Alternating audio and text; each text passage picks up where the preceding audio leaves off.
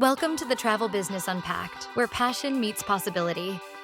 Here's your host, Meredith Calloway. Hello, and welcome to the Travel Business Unpacked podcast. I am your host, Meredith Calloway. And on today's episode, my guest is Alex Worlow from Storyline Travel, the founder of Storyline Travel. Welcome to the podcast, Alex. Thanks for joining us today. Well, thanks for having me. I'm really looking forward to this conversation.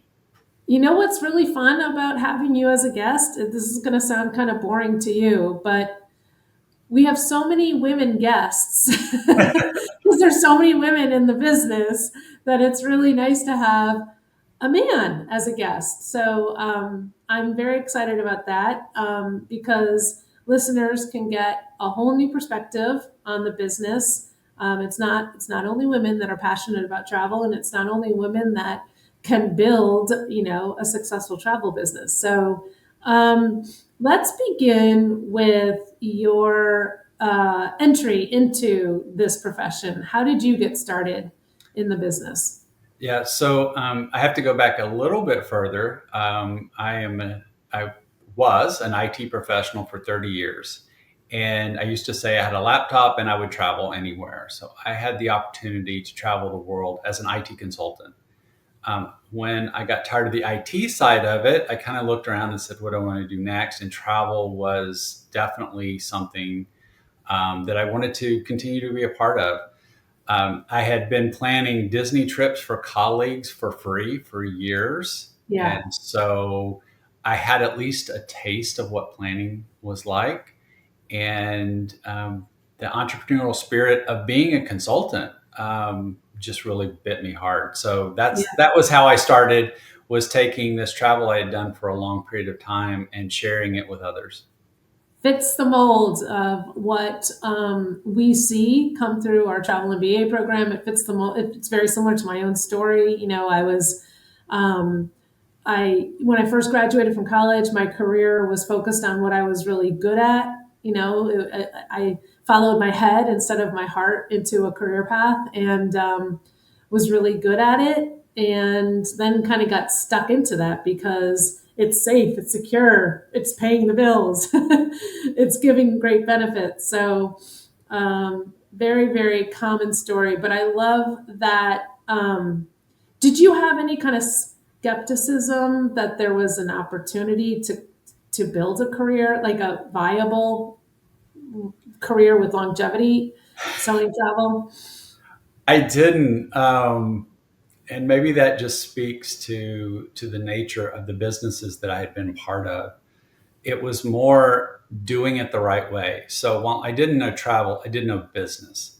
Yeah. And so I spent most of my early 18 months building the foundations of my business and then learning travel as I went, and Right. partnering.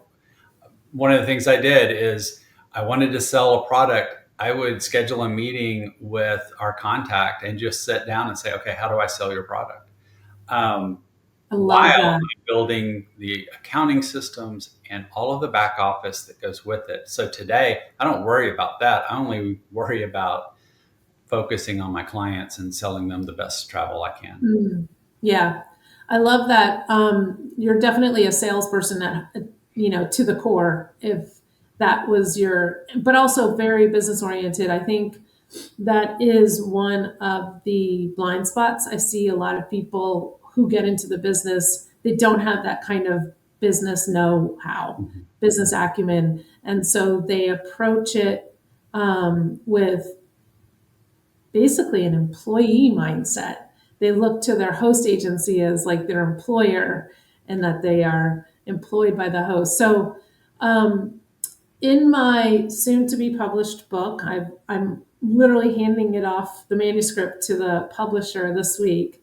But I have it outlines a framework for how to not get stuck in the accidental hobbyist trap, which a lot of people do. And that's one of the reasons why they get stuck, is because they just don't have that business acumen. They don't know how to monetize the business. But the framework is called the escape plan, which is a 6-component framework or the word escape. Each letter of the words stands for a component in the plan. Um, and so the C in the escape plan is choose your home, choose the right home.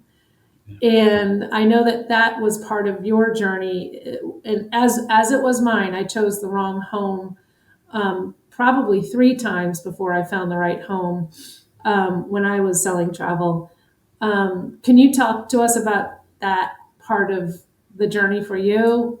Um, Being maybe with a host that wasn't the best aligned with what you wanted to do and how you wanted to be supported? Yeah, it's a great question because when I chose the previous host, I thought they were the perfect fit. They were very welcoming to someone who had not sold travel, and because of my ignorance and my business background, I wanted a host to leave me alone. And they really did that. As long as I had sales coming in, I didn't hear from them. About a year into it, I had exhausted all of the training that they had provided, and I started getting some clients who needed they needed more. They needed more from me. They needed more from my partners. And when I went and talked to our lead agent trainer, I basically got, Mm-hmm. well, you've done everything. You're ready. Go, go do it. And so I didn't feel that support was there. So that kind of started the process of, okay, I need to look for something. And when I visited with GTN, I vividly remember, why are you a GTN? And I said, well, my agency is like an adolescent. Some days it's like it's 3 years old, and some days it's like it's 30 years old. And I need somebody to get me through that process of maturing my business.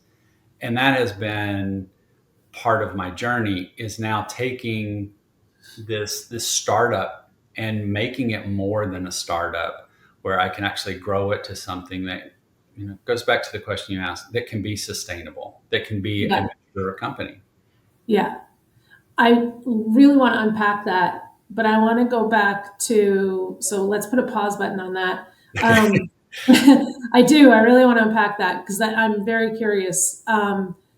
But I do think, we are not, we are very clear at GTN that we're not for everybody, and that there is, and that's why it's one of the steps in the escape plan, is just be wise about it, ask the right questions, get clarity on, try and be as clear as possible on what you want out of a host.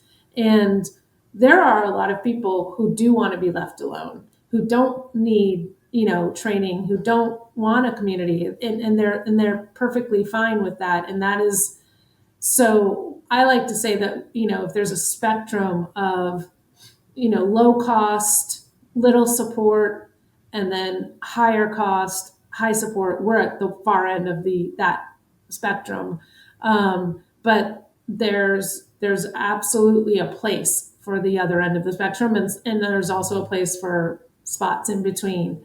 Um, and I also always say, if you've heard me talk about mindset, um, we're never more clear on what we want than when we experience what we don't want. And so, being new to the industry, it's sometimes really hard and even intimidating to think about, well, I don't even know what I want for my home. I don't even know. And so it gave you clarity on what you did want. Yeah, Um, it really did, because I learned really, really quickly. I care about my clients and what they want to do. And when they came with a challenge, I wanted to be able to answer that professionally and give them the right yeah, answer. And so that's where I learned I need the support structure around, because if I haven't personally experienced it, or I don't have what I feel is an adequate answer to their question, I want to go to professionals who can help me craft that yeah. answer and provide it. So I'm not going to try and put words in your mouth, but it sounds to me a little bit like when you first got into the business, you really wanted to book or sell travel. And as you've evolved and gotten more familiar with the business itself, it sounds like you want more, it's more about being a designer of experiences for your clients as opposed to less, it's less transaction oriented. Is that, would you? Not exactly. I always got in with the idea that sales was education. And again, Mm, I had yeah, traveled I agree with quite a that. bit. So I had made a lot of mistakes that I knew I could tell others, here, don't make this mistake. I made it for you. And so we've always tried to focus on education first and relationships first. I didn't know what I didn't know. And I think Yeah. that's what's important. I Mm, thought I knew enough to sell travel. I didn't. Travel's a very big world. And so that's when I had that aha moment of, oh, I need more knowledge than I'm getting. Um, right. and I think that was the key right there, is Mm, just going, okay, I'm getting questions I never even thought I would get. How do I answer these questions? yeah. How do I educate my clients? They're coming to me because they need answers. I need to have access to those answers. So, what by changing hosts, what changed in terms of where did you? Was it that the support? Was it the community had the answers? Was it, yeah? Yes, What and changed? yes. So, having access to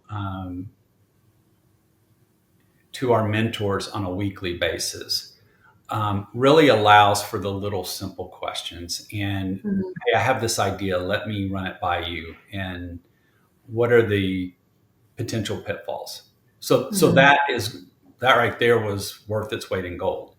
But Yeah, then, in addition, you know, having someone that I can go to and say, "Hey, we have this new supplier. I haven't had a chance to experience them, and I'm getting a question about that.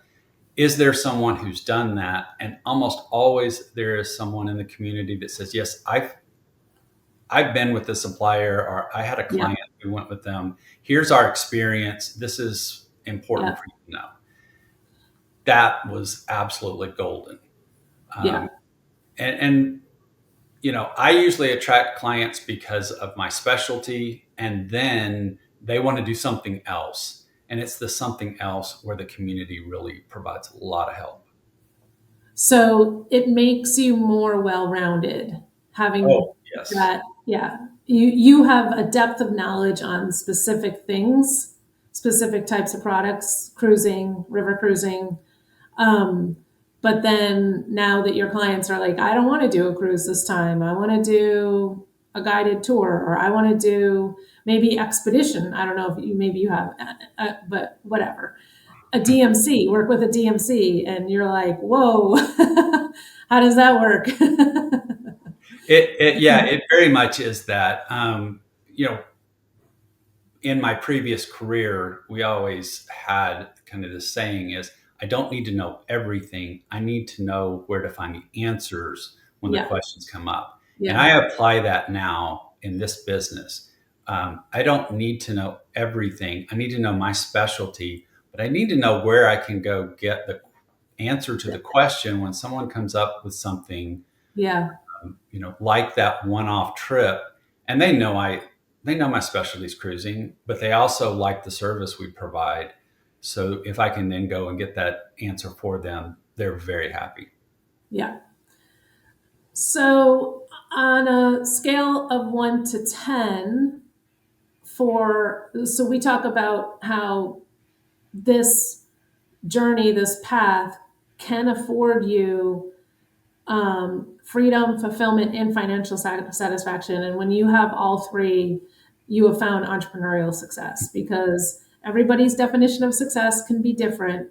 But in my experience, coaching travel advisors for the last 15 years, pretty much everyone has all three of those elements in their definition of success: freedom or flexibility. Maybe that's a better way to say it, is which is also convenient that it's another F. But yeah, the flexibility to work where you want, when you want, how you want, with whom you want. So on a scale of 1 to 10, how would you rate your fulfillment now in this career path? Wow, that's a great question. I'm probably at a 7, trending to an 8. Uh, Okay. I definitely have the flexibility. If I would quit investing so much in my business, I would have the financial aspect. I'll be honest with you, I have a hard time turning down an opportunity. So we're constantly When you say readjusting. opportunity, are you talking about travel opportunities? 100%, Yeah. right? So I don't It's a think you lot of should be beating yourself up by that. fun. No, we enjoy it. It's Yeah. just, again, we're still on a growth path that Yeah. is pretty exciting. And Yes. actually, we were just talking about this. My wife and I were just talking about this. We have no room in our budget. I mean, in our not budget, our schedule for the rest of the year. We're booked, Wow. which is great. So the flexibility, yeah, we got that one nailed. Yeah. And the fulfillment, 100%, yes. especially relative to your IT career. It very much so. I'm a people person. My super power is relationships. That's Yeah. why I was a consultant. But you still had to do the IT work. Yeah. Um, Yeah. where these days, yeah, every part of what we do is just so exciting. Yeah. And I'll give you a little bit of a Tony Robbins reframe on the financial side is, sometimes if you're unhappy with where you are relative to a goal, sometimes the solution is to try a different approach, right? Maybe different action plan. But sometimes there's the solution is to change the goal, change your expectations. Yeah. So, Well, we've been very happy with the growth, and to be and honest, if your business is covering the cost of all this travel, exactly. so, and you will get there. And I mean, I've seen it happen so many times where, and I can totally relate to how you feel. Like, um, I think it's awesome that you're investing in your business. I think that's a really good sign. And it's a very healthy entrepreneurial habit, to be investing in your business. And I think there is a little bit of a mindset that you just eliminated. You almost feel guilty spending so much on travel, um, because I don't know where that comes from, but it is so important that you invest in travel because it makes you better at what you do. It makes you better to your clients, and you sell more of what you're experiencing, and hopefully you're experiencing some pretty cool stuff that you would want to sell. And Yeah. so, No, we have, and to be honest, and to be fair, this is all planned. We have yeah, a rolling 5-year plan, yeah, and we consciously spend the money and invest back in. We know where love we're it. going, and I think every year we've hit or exceeded the goal that we set. So don't let me lead Congratulations. you That's astray. awesome. It is definitely planned, and this is part of the plan. Yeah. So you're saying we. Yes. So that's another big topic on this podcast is, having a business partner, whether that's working with a spouse or working with, mother, daughter, father, son, sister, brother, sister, sister-in-laws. We see it all. Friends, just plain old friends. Um, uh, are you and your wife working in the business together? Why is there a we when you talk about the Yeah. business? So it is my wife and I that we work together. When I started this, she really wanted no part of it. She was very clear about that. And so for about 18 months, I was by myself. And I actually got to a point where I needed some help with marketing, posting on socials. We have a YouTube channel, so I was editing videos all the time, and then started servicing clients. I was going to hire someone, and she's like, well, I know how to post on social media. Don't hire anybody. I'll take care of it. And once she got a taste of the business, she just went crazy with it. Um, right now, though, she is taking over more of the back office. She is an absolute just skillful person with back office, with organization. Every marketing person I talk to that sees how our photos and videos are laid out and organized are blown away. They can't believe it. And Wow. she's done that. So she now handles a lot of that aspect of it. And again, growing, we've just brought in someone to help us do copy. Okay. Who it's a very part-time contract basis, but to start rewriting my bio and Yeah.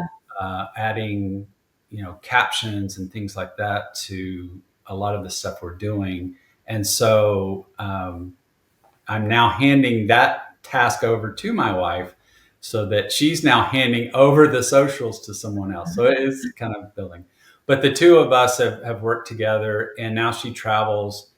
She sees everything through her phone, usually, because she's always taking pictures and video, and we have our own content. We Yeah. constantly have our own content now. Yeah. That sounds like she's the perfect complement to you, right? Because you like the relationships, you like talking with the clients, building that relationship, keeping in touch with them. And it sounds like she's the perfect complement to you. So that is fantastic. Um, any advice to anybody considering working with their spouse? Anything you Um, learned along the way? Honestly, I think the thing is play to each other's strengths. Um, Mm-hmm. there's very rarely you're going to have two identical personalities married. I'm sure that happens, but most of the time it's not. She has talked about trying to sell travel, and we always had that conversation of you don't like talking to people. I mean, that's not true, but she realizes that's more in Yeah. my space than Yeah. hers, Yeah. and she is very detail oriented, and she picks that up. So what we do is we just focus on our strengths and Yeah. let the other person work on their strengths, and that's how we get along very well. That's amazing. I love it. So going back to that little thing that I wanted to unpack, you were saying that you were what you grew hungry for was someone that could help you take a 3-year-old business to a 30-year-old, mature adult. Well, I'm not so sure 30-year-olds are mature adults, but um, what exactly what did you learn that you was going to make you better, or maybe there was like, did you develop a hunger for something that you didn't even know you needed? um, Yeah, it's a great question. And actually, Meredith, I credit you for this. You may not even know that. oh Um, dear. I came across a YouTube with you talking about the levels of business. The phases. And yeah, the phases. And That's so in the book.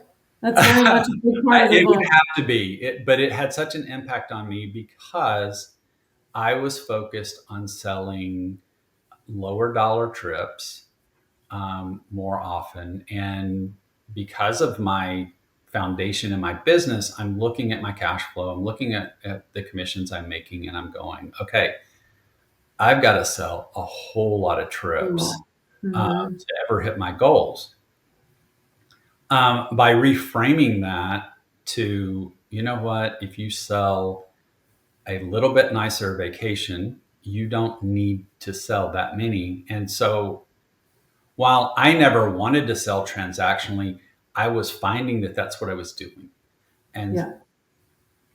and by changing that mindset and going, okay, well, let me talk to some of my clients. Some of them were like, no, this is where we are. Yeah.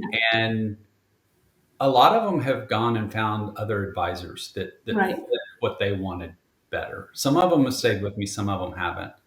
But what I did find was a good chunk of clients who said, yeah, we want a nicer vacation. They were more open to some of the suggestions. And that's just changed where I'm traveling a very similar number of people, but our business model has changed and we're able to run the business better because the cash flow is more friendly.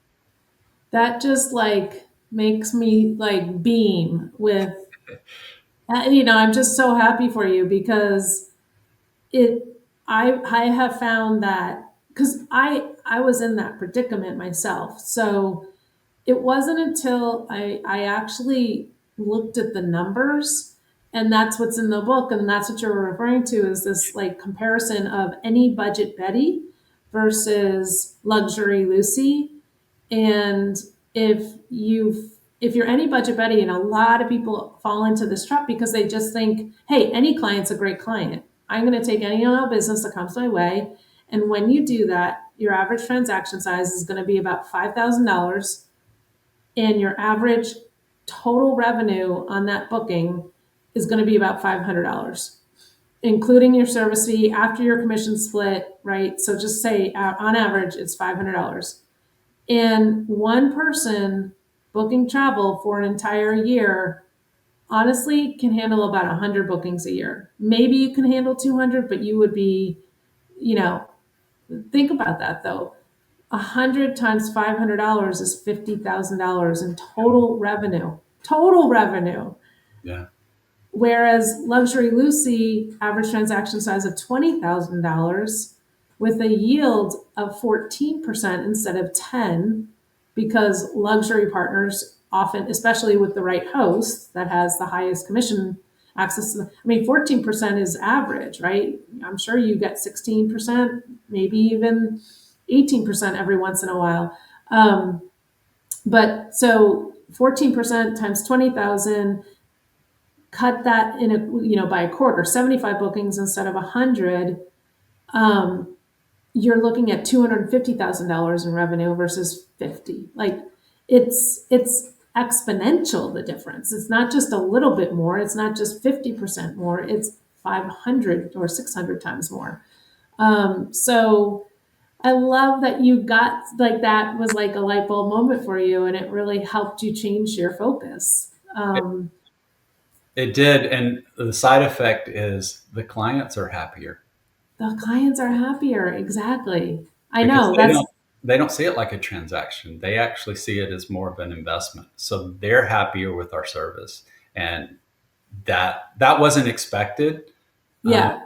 but it's been great. And they're happier with your service because you're matching them with something that they didn't even know existed. They didn't even know was possible. And I mean, that's the beauty of luxury, selling luxury. I get the objection all the time. You know, that's great, Meredith. I would love to sell $20,000 trips. I don't have the network of people that would pay $20,000 for travel. And I say, you can build it. What do you say to that? So I had a client who came to me for a trip. I gave them a couple of options. And then I threw out one that was aspirational, and it was at least double of what we had been talking about on their budget. But I wanted them to see what could happen. Yeah. And we met for coffee. We went through everything. They were interested in all the trips. No, I couldn't tell in that meeting which way they were leaning. And before I got home, I had a message, and they took the much higher dollar cost That's amazing. trip, and they were like, we can't miss this opportunity. Yeah.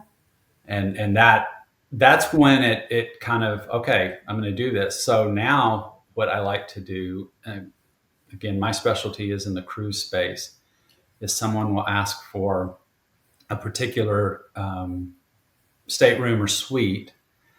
I always give them an option to just plus it up. Have you considered Yeah. doing this? Here's the benefits that you get. And Yep. more times than not, they'll take the plus. Yeah. So, We are about to go on a cruise in less than 2 weeks. We're going on Norwegian to Iceland, Norway, Amsterdam, Bruges, and my youngest just graduated from high school, so it's kind of a celebration. And actually, my middle graduated from college this year, so it's a big family celebration, and we are staying in the Haven, and um, I I had that experience myself.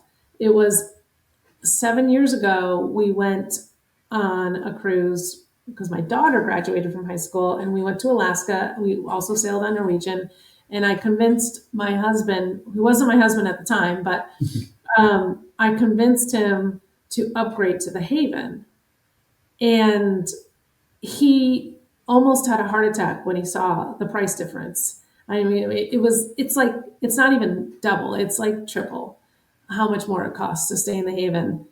And somehow I won.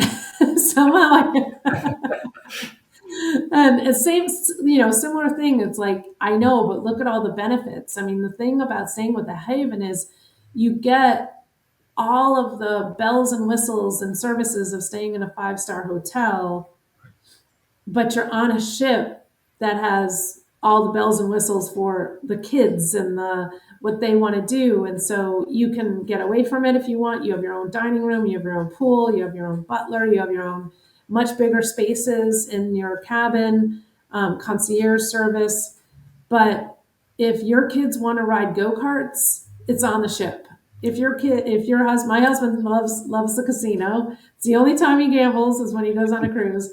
But a lot of the smaller luxury cruise lines they have a casino, but it's not like a real big cruise ship casino. So yeah, I mean, the appetite for luxury travel is, I think, not understood completely by people. And I think that's what stops a lot of mainstream travel advisors, or people who are focused on the mainstream travel space, the any budget Betties. They think that they can't move into luxury because they don't have the client base. And I think, and you tell me what you think, I think what's more important if you want to lean into luxury is having the right relationships and having the right access. And that's another reason why it's so important to choose the right home. Because if you're with a host that, dabbles in luxury, but is not really all in on the luxury space, you're not going to be able to provide the service that you can provide today for your clients. Would you agree with that? no, I 100% agree with that. And it's it's being in that environment where you're talking the talk with other folks. Mm-hmm. That is so important, because then you can see the possibilities to share with your clients. Yeah. And if you can't see it, your client's not going to be able to see it. Yeah. Yes, for sure. So now that you have the benefit of 2020 hindsight,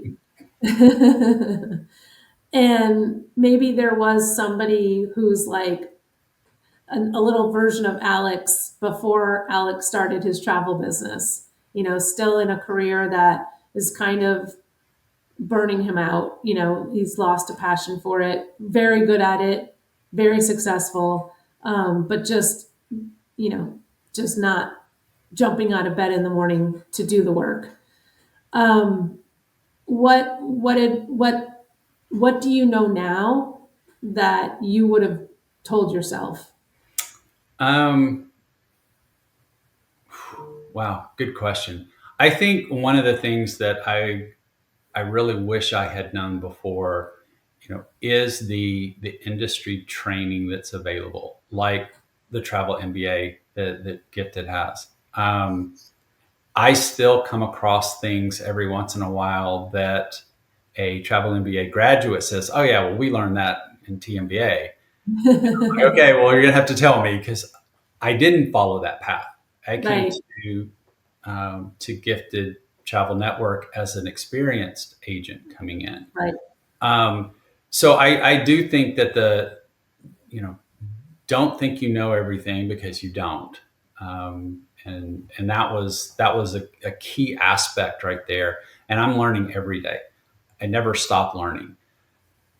Because of that, though, I always have something new and fresh to share with the people that I talk to, whether it's another agent in the industry or a client or potential client that I'm working with.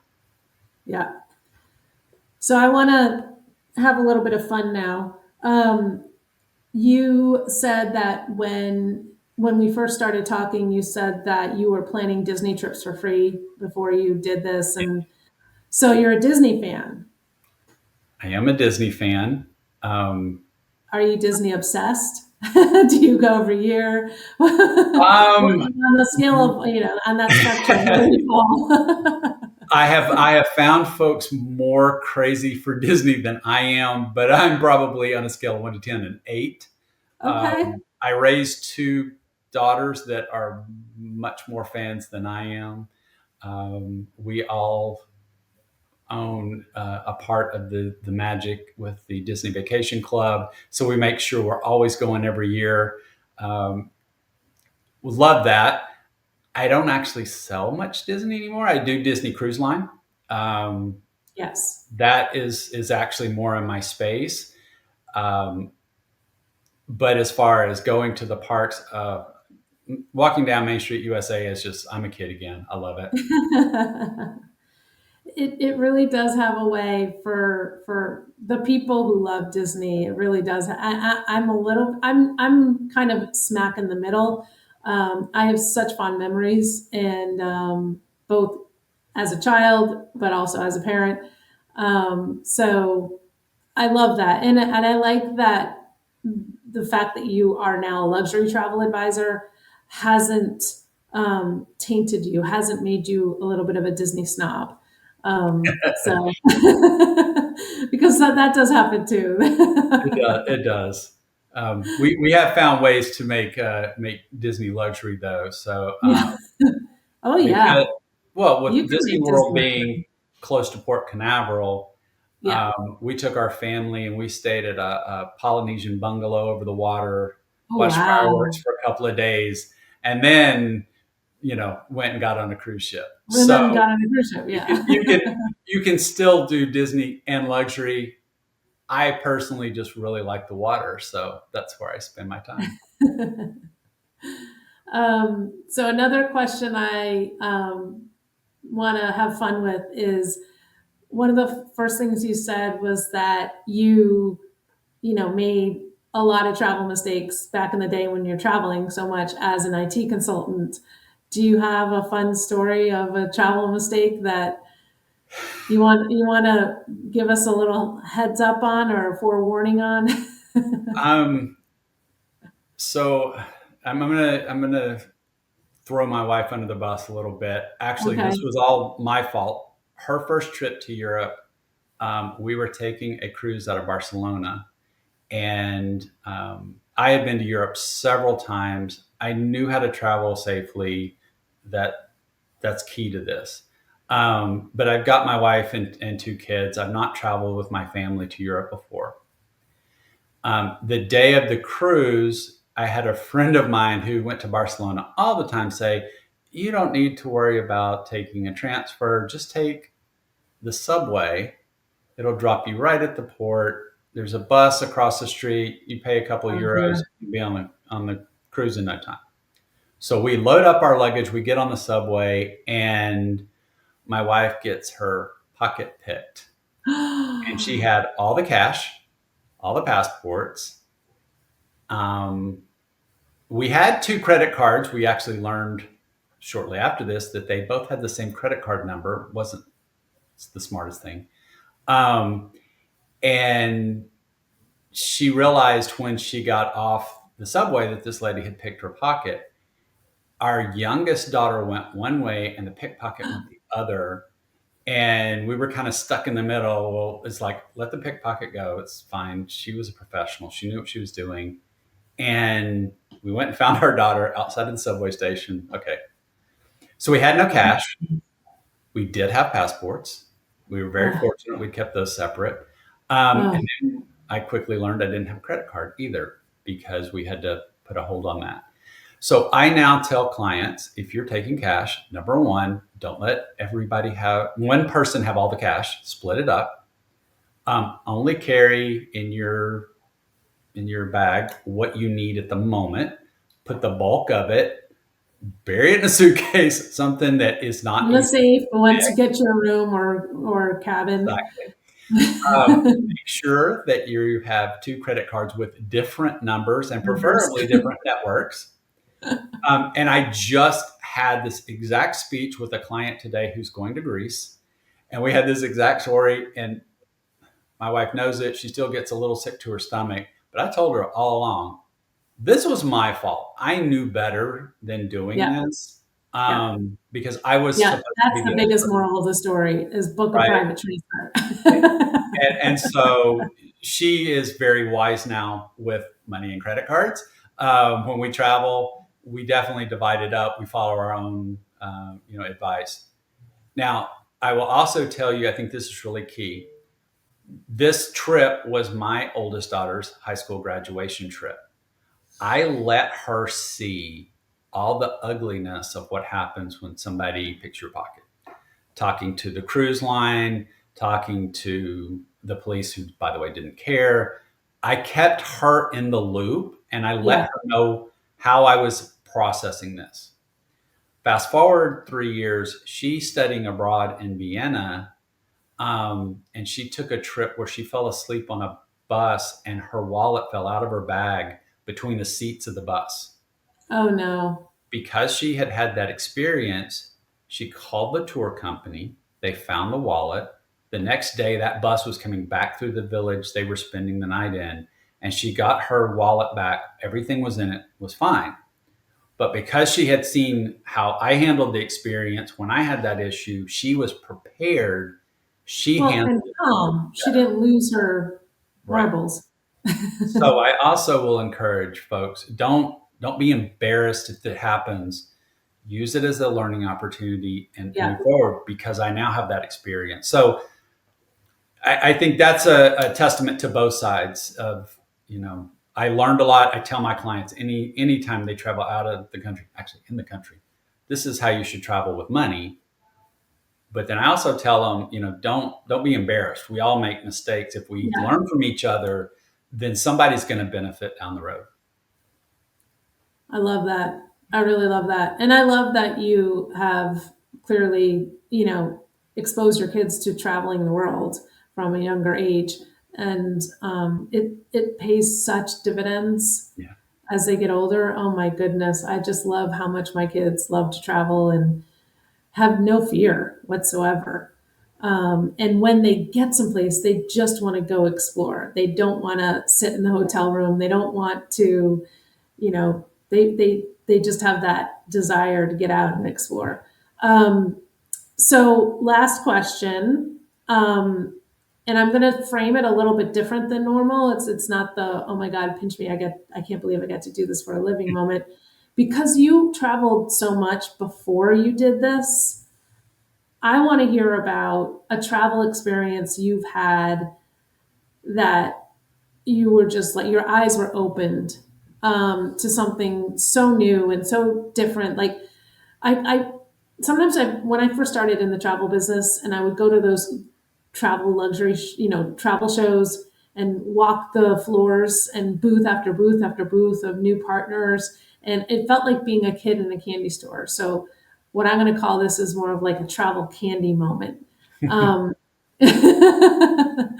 what was an experience that you've been able to have now that you've started this business that you never would have imagined yourself doing or experiencing? Yeah. Wow. Or a favorite, just a favorite travel. No, no, no. It's great because I had some amazing travel experiences in my previous career, uh, Mhm. which I didn't think I would top, and then I did. And it's like, wow. I would Yeah. say I never thought um, cruising could be different. you're in a boat, you're on the water, you Yeah. go point to point. I had the opportunity very recently to sail Alaska on an ultra luxury cruise ship. And one of the things you'll hear about Alaska is it's rustic, which is travel term for it feels run down. Okay. um, By and the so way, people you will can say say, the cruise line. yeah, and people will say rustic, rustic, rustic.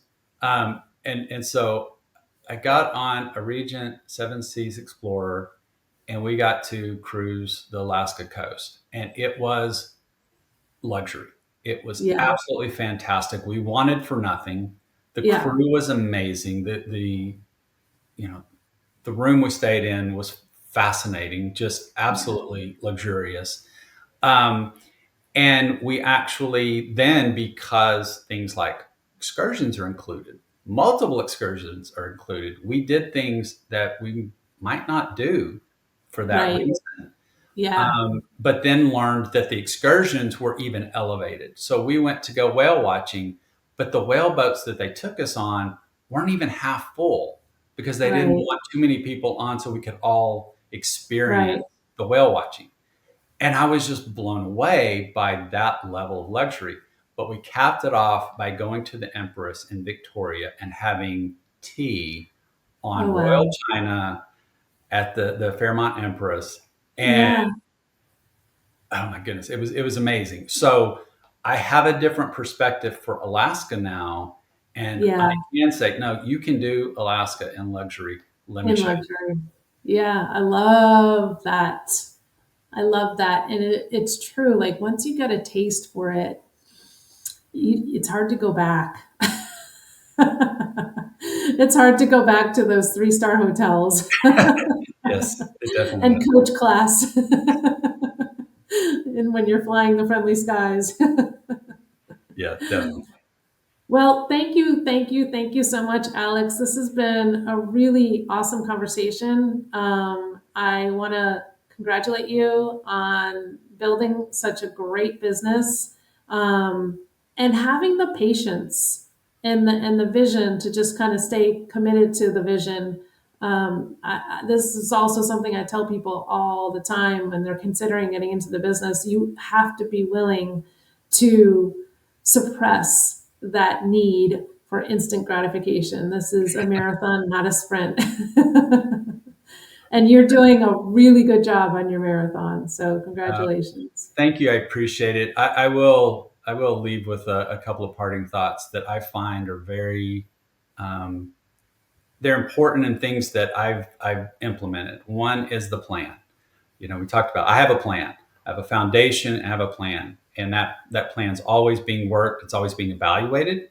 It is 5 years rolling. So I've always got the plan. But the other thing is, even with the plan, is take action.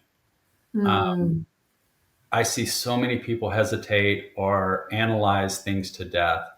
Um, yeah, no, take action when you know it's right. And I did that even with Gifted. It yeah, was This is the right time to talk to you guys. It was the right time to give you my case of why I wanted to be a member of the community. And when that opportunity presented itself, I didn't hesitate to act. yeah. Um, so make a plan and then go do it. I love it.